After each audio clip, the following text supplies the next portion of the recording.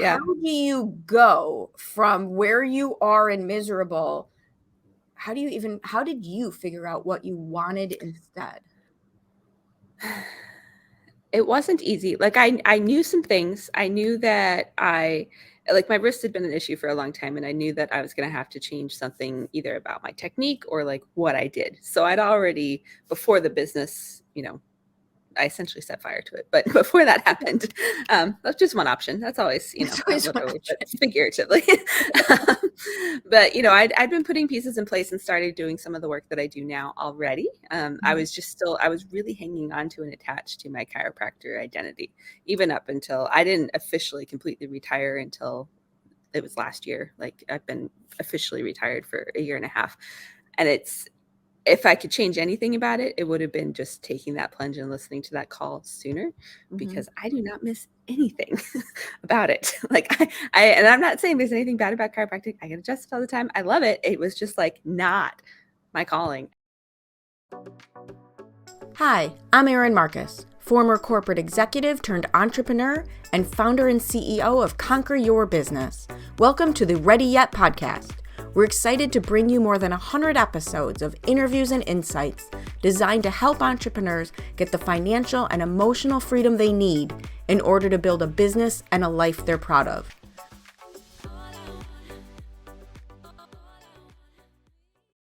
And we're live. Yay! I'm always worried about that delay. Like, is it live? Is it not live? Are we doing the thing? Are we not doing the thing? But we are doing the thing. So welcome to this episode of Ready Yet. I'm very excited to have Dr. Alex Swenson-Ridley. Is that right? Yes. Awesome. The Selfless Syndrome Mentor. So we had a great conversation the other day, and I can't wait to bring your story to my audience. The mixture of your subject matter expertise, but also your personal journey. Because so many of us have been there, right? So many of us have allowed ourselves to get to the point of breakdown in what we were doing. And too many people don't realize they actually get to change something after that. Like, you don't have to stay there. You don't have to stay there. Before we get into all that, why don't you give a more formal introduction to who you are and what you do? Yeah, absolutely. Well, I'm really excited to be here. I've got a 9-year-old and a dog also talking to me this morning. So, we're just going to roll with it. But it's a group effort around it. Yes. So I'm Dr. Alex. I'm a wife and a mom and, do a lot of boy things because I have all boys in my house. But I have become what I term the Selfless Syndrome Mentor. So I work with my women primarily who are struggling with always putting everyone and everything else first and focusing on everything except themselves, and finally hit that point of, which is what I went through, of, realizing this isn't working, but not being exactly sure what the next steps are and what that looks like. Yeah, I think that's a really good point, because we can be stuck in that mode of doing everything for others, but we can also, one of the reasons we stay there for way too long is because we don't know what to do about it. Like, we know we're unhappy, we know we're miserable, we know we're stressed out, we know we're all the things, but we don't know exactly how to fix it and what to do about it, and so we stay there so that we yeah or and I should say, like, a lot of my journey, it took me like 8 years to figure out what I now teach women to do in 6 months. So it's like, well, right, the journey's not instantaneous. We'd love to tell you this is all puppies and rainbows and unicorns. There's a new level of awareness. Poof, you're done. Yay. Yeah, that's not how it works. No, there's work that has to go into getting to the other side, and there's ways to do it in a more streamlined fashion, but it's still like layers. Right. Let me lessen your learning curve here. Right. So why don't you tell us a little bit about your origin story, as the Marvel comics would have us talk about it? Like, I love it. Yeah. Where would you, like, how great was it? And then where did it all go wrong? Right. Yeah. So a lot of my personal story and my business are very tied together. So I am originally a chiropractor. I started my practice when my son, who is blowing his nose and doing all kinds of loud things around me right now, was 6 weeks old. And that thing just grew. It doubled or tripled every year for about 5 years. And it was almost at the rate where like I couldn't believe it and couldn't really keep up with it, but it was somehow this like thing got created Had a in my life of sphere, its right? own. Yeah. It's like, It had okay, a we're life just of its going, like we're doing this let's thing. let's stop for 1 second there because I think Sure. there's also one of the things I know, having been there personally and then having this feedback also, is there's nothing more frustrating than listen when you're fighting so hard to grow your business, than listening to the entrepreneur say, "Oh my Like, god, it just oh, kept so going and I hated it." Like, it's so this is a true. good problem And to have. yeah. My second business has not been like that. So, I recognize You're and amazing. there Woman. yeah. Um so anyways, that was my experience. Like, should be everything's great. Like, why would anything want to change? I reached a point in 2018. I bought a 6,000 square foot building. I had a team of 12. We were billing well into the seven figures and collecting just short of that, in terms of our annual revenue. And I had this moment where I walked upstairs into my brand new office that was all remodeled and beautiful and, should have been totally excited. And I actually just like collapsed on the floor and cried for an hour. And what had happened is, at that stage, I'd been through a divorce. My first marriage, my ex-husband was an alcoholic, just really great guy, but when he's drinking, just it was bad. It was rough. I'd grown a lot through that, but I kind of got to this point in my personal growth where I just looked around and was like, this is not my dream. Like, I hated managing people. The stress was just through the roof. And I even just over this past weekend, I've been out of that world for a couple of years now, but had a kind of realization and breakthrough and just how traumatic it was emotionally, not just physically. My wrist was torn to shreds from being a chiropractor. My health was falling apart. My hair was falling out. I lost my voice every day. Like, there was so much that was just not, The universe not gave you good. any more signs that this was not where you Like, were supposed to be. yeah, not at all. But like the recognition, it was like, well, crap, what do I do? Like, I just bought this building and I have this team. I have people who depend on me for their jobs. And like, we had a very family oriented culture. So it's like, I knew their kids and I knew their family. Like, we had an in-office So that nanny who took care so of them. how Like, did so what did you have to do to step away from that? Because I think there's so much truth to that. And it's no accident that what you mhm, teach people how to do and mentor them on is that same story, because it's one thing to say, I think the visual we get when we talk about women putting other people first is you buy the Christmas presents for everyone else and you don't for you. You give the food to the kids and like you eat the leftovers. But what you're talking about is what I think is the much more truthful version of it. And yet yeah. it's not the visual.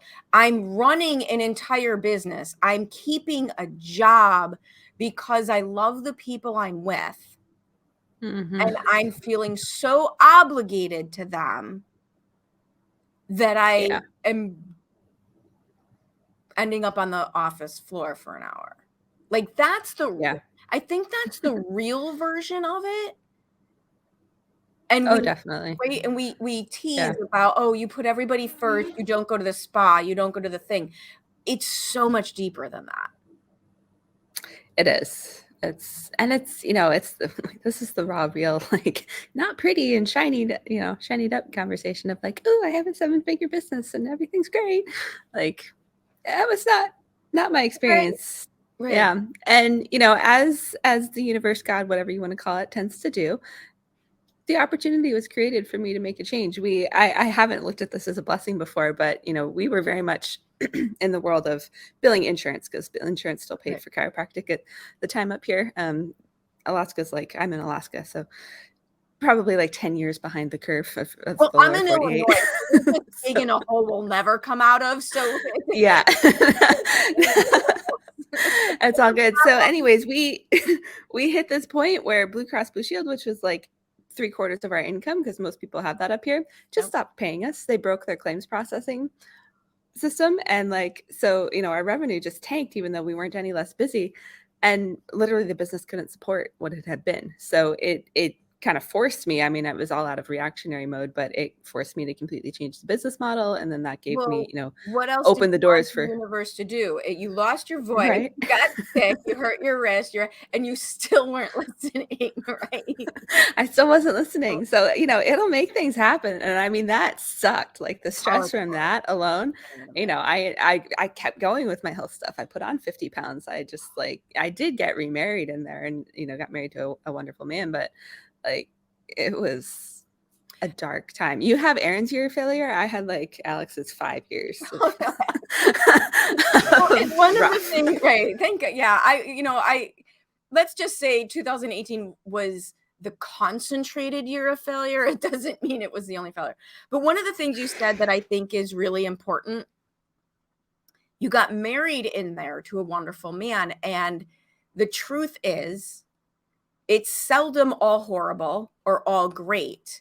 And it's kind of like that moment of good and okay and happy keeps us in the sucking part longer because we'll Yeah. focus on it. Yeah. Well, my experience of it, I went through a divorce in 2016-ish. That marriage had been on the rocks for a long time, but it officially ended in 2016. And that was, it's hard. It's painful, even if it hasn't been great. There's a lot that goes into that. And then with the business, I felt like I did that all over again. But, so it's I figured out my personal life, and then it was oh, and here's all this stuff you've been ignoring that now we're going to, make you deal with. So how did you figure it out? It's so hard in retrospect, and I know how hard it is to articulate these things, but how did you get, if you could say 3 steps, 3 tips, however, whatever circular way you want to give it, if someone's feeling that way and they're starting to be willing to pay attention to the signs, let's make it so that they don't have to collapse on the floor. Let's stop short of that. Yeah. How do you go from where you are and miserable?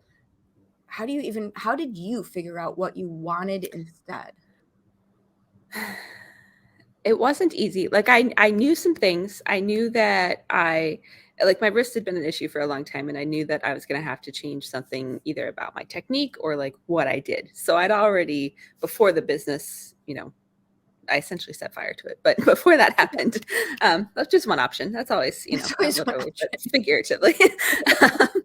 But, I'd been putting pieces in place and started doing some of the work that I do now already. I was really hanging on to and attached to my chiropractor identity, even up until I didn't officially completely retire until it was last year. I've been officially retired for a year and a half. And if I could change anything about it, it would have been just taking that plunge and listening to that call sooner, because I do not miss anything about it. And I'm not saying there's anything bad about chiropractic. I get adjusted all the time. I love it. It was just not my calling and not for me. And, then it's in what I've been doing now, I've noticed I couched it as functional medicine. And it's I always have this kind of backhanded way of actually doing what I do, but calling it something else first, which is, I'm really in the transformational space. And I'm finally just say what I do. Own it. This is it. What the hell? Just own it. It doesn't have to, I don't have to be something else. This is just it. So one of my good friends and a coach who I adore is Tammy Helfrich, and she calls it unapologetic. And that's her book. Stop apologizing. Stop making excuses. Own it. Right? Yeah. Yeah. So, I don't know, it's hard when you're in that place and in that moment, right? To have clarity. And a lot of what I've learned is if I'd done this particular thing earlier, I think I would have and been willing to listen. And I find this, I work with kind of high performing, very driven women, and we tend to live in our heads. So we want to figure everything out. And that is where the stress comes in. And so if I had my heart was telling me, even as early as I bought that building, hey, don't do this. And I didn't listen. And so it's, a big thing that I teach now and work on is just get out of your head and get into your body and learning how to trust it. One of the conversations I had with a client this week was well, I don't trust that because it got me, last time I listened to my heart, this is where I got. And I'm yeah, there's some disconnect there. Love what you're learning here and interested in more? Check out conqueryourbusiness.com to get immediate access to all sorts of additional resources and stay updated on our upcoming training events. People ask me all the time. I have the same thing, and I focus very heavily on business strategy, marketing strategy, messaging, and all the how-to, and that's great and tactical, and I love it. But I do have these same conversations, like, how do I get out of my own way? And one of the things we talk about is learning how your instincts feel physically. And the difference between fear, don't do that, bad idea, which I call dread. Yeah. And fear because I'm taking big leaps forward and oh my gosh, here we go. Yeah. And people ask me all the time, how do I tell the difference? How do I tell the difference? And what you're describing to me is you can't until you do it. You have to learn. Like, the hardest thing a coach ever asked me, and it was actually this year, like, this is all kind of, I finally I've been doing it, but like lacked a way to explain it. But I had a coach say, like, where do you feel that in your body? And I was just like, what?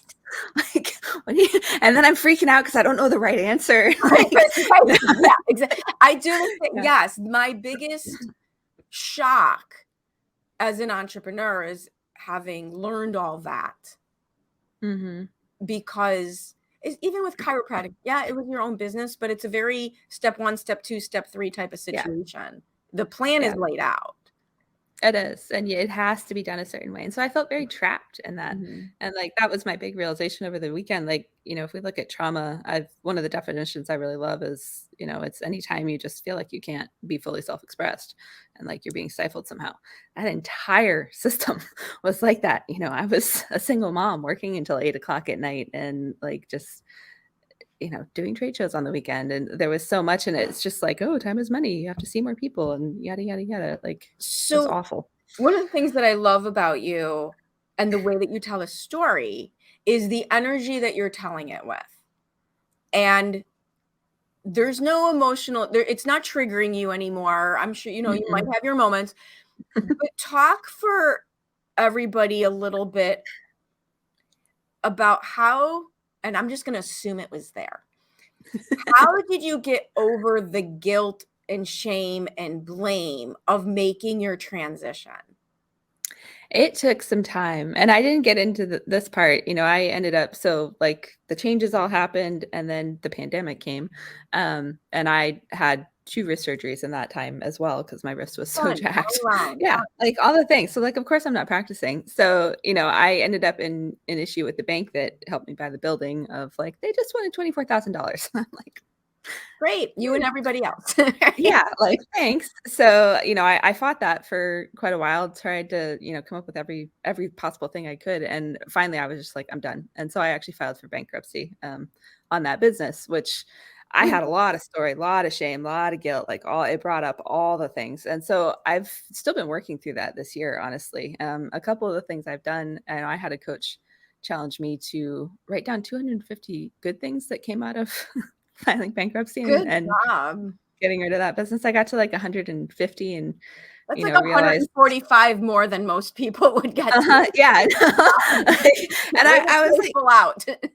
I was good. It was like, I own my time. Like, everyone who worked for me actually owns their own business now and they're all doing really great. And it like gave them permission to really step into who they really were. And, and I like to think that like, I realized that the experience of being part of my original business helped set the stage for that. So there was a lot of good. So that helped. And then the other thing I had to do, and this was recent, because it keeps coming up. It's like, I think I'm good. And then it's like, oh, there's some of that still. Was I actually wrote letters and just really like what came out was just remembering all the really great times that we had. I at one point took my whole staff to Hawaii for a week. Like, we did cool stuff. The culture is what I really missed of that business. And I also learned, because I have a new business that's about 1.5 years old now. And I had a lot of that space in my stuff in the space of the new business. So it's like, I haven't trusted it. I haven't been willing to have a positive relationship with it. And so I've been working through that now. And I absolutely love that, because one of the things, the way that I describe that situation, 2 ways. You can't create comfortably on a foundation of trauma. Yeah. Like if you don't resolve the whatever, and we don't have to get into the big woo-woo version of trauma. We can just like, maybe people get fired and then they start a business, but they're so angry. Understand, we're not saying that's wrong, Yeah. but it's very hard to create the great new thing. And when you haven't resolved whatever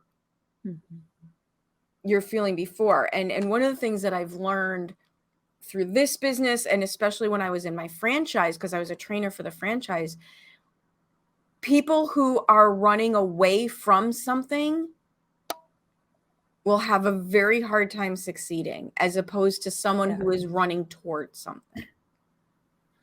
Absolutely. And that, we're kind of at the point where we can say, like, the comparison, my first business to this business, like first business double, triple, quadruple, I think we quadrupled one year. My new business, like, is not doing as well this year as it did last year. And the difference is completely in how I am showing up, in my mindset and my space and what's in my way, which is me. But Well, and I'm clear on that. I mean, and that was horrifying to me. I don't know how you felt coming out of like medical training, and again, such an academic intellectual situation. Mine was corporate. So again, academic intellectual situation. And to realize that the key to it all was who I was, not what I was doing. Monumentally horrifying in the beginning. It is. And like very frustrating. I mean, and it was funny, in chiropractic school, we had business classes, right? Everyone hated them because it was, we would read books like Good to Great and like all these really great things that challenged you to like Think and Grow Rich, all that kind of stuff. And everyone's like, what the heck does this have to do with business? And I got on some level like everything. When I started my business, the first time I went to a bank to get, a line of credit, they were like, where's your P&L and balance sheet? And I was like, my what? So I had no idea. And like, those are some of the basics, but like that stuff you can learn. It's the who you need to be. That stuff you can learn. And the way that I describe it is that's the easy part. Marketing, sales, finances, it's the easy part because you can buy it. Yeah. You can just buy it. Yeah. This, what you're talking about, nobody can do it for you. No. Like you literally have to become the container that will expand into whatever you're going to create. Right. You can't, your business will never outgrow you, right? Your business will never outgrow you. So if someone is feeling the feelings, feeling the trapped, feeling the, I can't do this anymore. The phrase I think I used during my year of failure was, when did it become okay to live like this? Yeah. When did it become okay? So if for people on that edge, where do they start? Like what would be their, right? I think you just have to pick 2020. Where would they start? Yeah, I think you just have to pick somewhere. Like the first step is always awareness, right? And acknowledgement. And then it's figuring out what to do from there. And it might not be quick. I was trying to retire and not really because I was attached to my patients and my, some part of my identity that showed up as a chiropractor, I wouldn't. And I kept re-injuring myself. I tore my wrist again a year after I had surgery the first time. And I was like, okay, we're done. This is it. But, I was really stubborn about it, and you might run up against that. But what are other areas where you can start to, I think when we get clear on we're tolerating stuff that we're just not willing to tolerate anymore, it becomes easier to start to take those steps. And I love how you keep saying start to take those steps, because I think humans, we tend to think in all or nothing, and it stops us. Because we have to throw the baby out with the bathwater. And that's not true, right? It's not all or nothing. There's steps that you can take instead of. And this is something that I know, and I'm technically a millennial, but not really. I'm a millennial by 3 weeks, but of that generation. I'm but I think way older than that, so that's okay. Because I know you're saying that on the other end of it. Right? But just with that generation, I think is labeled as we want it all right now. And I think that's more just a Dude, I am 52 years thing. old, and I It's walk like it just all our right world, now. you know, right? And so, and like I see this as a pattern with myself in business that just creates way more stress. It's like, oh no, I'm going to rebuild my whole website like today. Today. No, like I'm going to do this whole thing right now. Like right now, I'm working on really up leveling my content, and it's like I'm like, okay, like no, you did enough today. Like walk away. It's okay. And So those are the type of activities with my clients that it's very easy to hide in how busy and perfect everything needs to yeah, be, so that it keeps them from doing the scary thing, which usually involves talking to other human beings, yeah, especially if you're a the millennial. thing that actually matters. It's like I'm me. not. I'm old. I had to pick I'm up the the phone. Oregon Trail generation. Okay, we took ownership of Right. that. So, Seriously. And I was like yeah. 17 when that came out. So beyond. It's all good. So I'm going to assume, because you've already shared, Mhm. that you wish you would have listened sooner. Yeah. But what's something you're really proud of? Like if that's the advice where you'd say, don't do what I did, listen sooner. What is something you're Mhm. really proud of? This is hard for me. This is one of those selfless syndrome things where it's like, crap, I have to I'm acknowledge supposed to be myself. proud of myself about Yeah. I'm really proud of what I have created. You know, I've created and the pandemic helped to an extent, but I'd always wanted to really move into a virtual business. Like that's really what I wanted to do. I wanted to have freedom. My husband travels constantly for work, and my son really needs to homeschool. So I've created this environment where I can actually do that. And it's not, it used to be such a big deal, and I felt so torn, and like, my schedule was always crazy, and there's just so much peace. And like there's still stuff that I'm figuring out, but I was able to really step into what I wanted, even though it was scary and I didn't know how to get there. And when I was crying on the floor, it was because I felt like I was never going to. Totally get it. A couple of years later, here we are. Yeah. I mean, it's a mixture of decisions, commitment, resilience. Yeah. Right. And you just keep going, right? When you're going through hell, just keep going. Right? Yeah. I mean, there's so many times, and I even hit the point where, I looked at jobs to apply for. There was one I actually did. And if I'm anything like clear on my identity, it's like, I am an entrepreneur. I did the interview and I was just like, no, this is really not what I want to be doing. And so, it kind of reaffirmed like, you need to just keep going. Like, keep going. Do the work. Stay in it. And I've definitely spun my wheels and, been in my own way the last 2 years, but it's all part of the process. Yeah. And we need to go through it to get to the other side. Like the takeoff is around the corner. I really feel that now. Absolutely.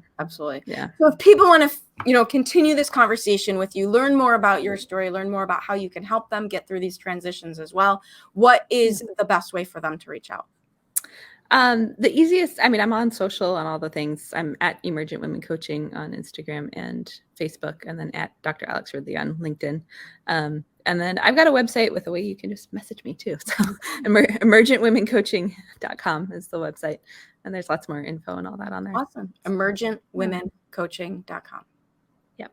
Awesome. Well, thank you for your vulnerability, your transparency, sharing your story. I love showing that it's not all puppies and rainbows and unicorns the way Instagram sometimes would have you believe, but it is all possible. It is all possible. Awesome. Thank you so much.